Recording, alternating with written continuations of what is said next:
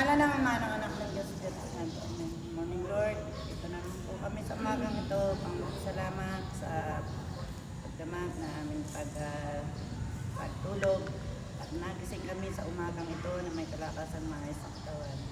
Nasasalamatan din namin ang pang-araw-araw na biyaya na pinagkakaloob mo sa amin. Ganun din ang kalakasan at kaligtasan. Nalay po namin ang sumbang ito na sana po Panginoon ay basbasan mo na matapos namin ang wala namang problema sa bawat isa sa amin. Yan mo po sila ng kalakasan at maayos